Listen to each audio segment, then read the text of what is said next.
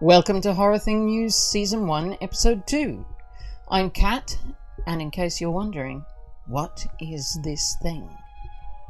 Horror Thing News rounds up all the horror news about movies, TV and books, tabletop, card and video games, Kickstarters and crowdfunding, retro horror history, artists and collectibles and toys.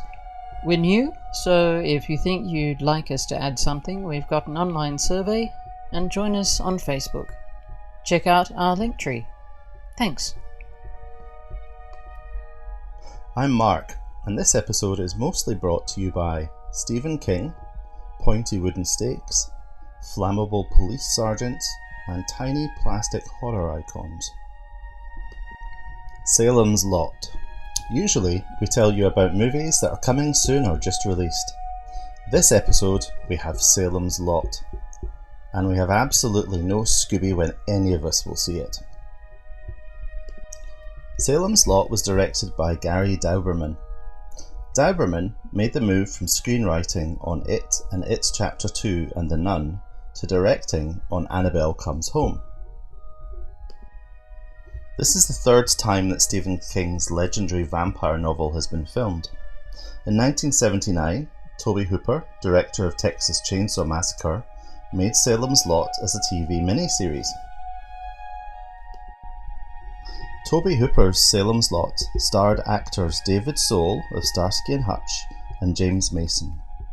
It's got a few fierce jump scares and a hard to forget scene of David scratching at the bedroom window. The miniseries spawned a sequel, Return to Salem's Lot.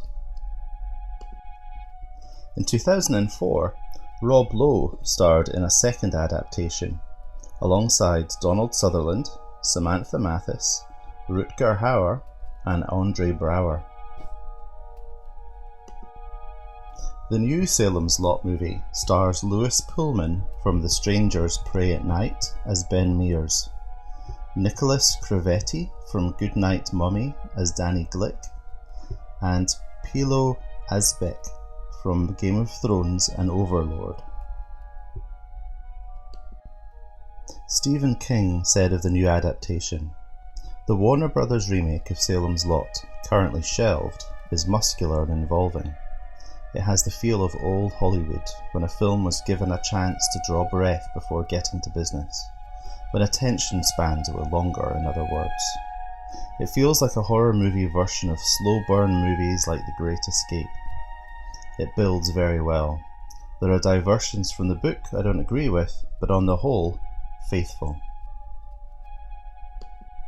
As far as we know, the Salem's Lot movie hasn't been written off like Batgirl, but nobody's saying where or when it will finally be released. So watch this space. If you want to revisit King's original novel, the Salem's Lot audiobook is now available to listen to on Spotify Premium. It's 17.5 hours, and Spotify only gives you 15 hours of audiobooks a month, so you'll need to listen to it over a couple of months. Or you can buy the Salem's Lot audiobook in places like Audible, Apple Books, and Google Play, if you can't wait that long. This episode, we're looking at the Japanese horror artist Junji Ito. Ito is an Eisner Award-winning manga artist. His books are packed with disturbing cosmic horror and visceral body horror. He also draws cats.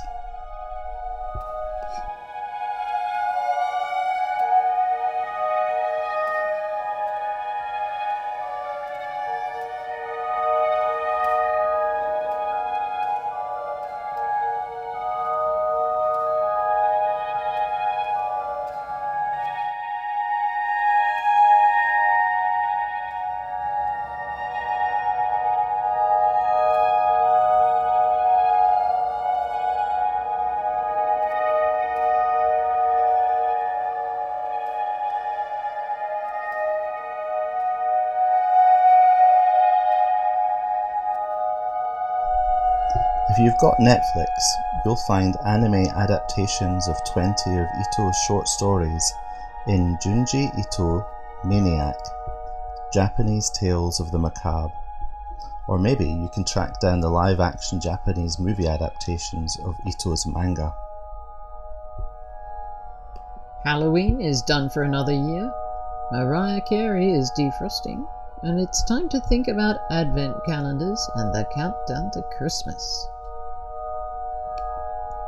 Funko are getting into the holiday spirit with a bite-sized Regan from The Exorcist, Pennywise, and Freddy Fazbear. The Pocket Funko calendars include a bunch of miniature Funko Pops. The Horror Spooky Countdown calendar has 13 pops including Lydia Deetz, Beetlejuice, and Freddy Krueger. You'll also find David and Michael from The Lost Boys and The Nun. There's also a 5 Nights at Freddy's Advent calendar with 24 Christmas-themed FNAF Pocket Pops.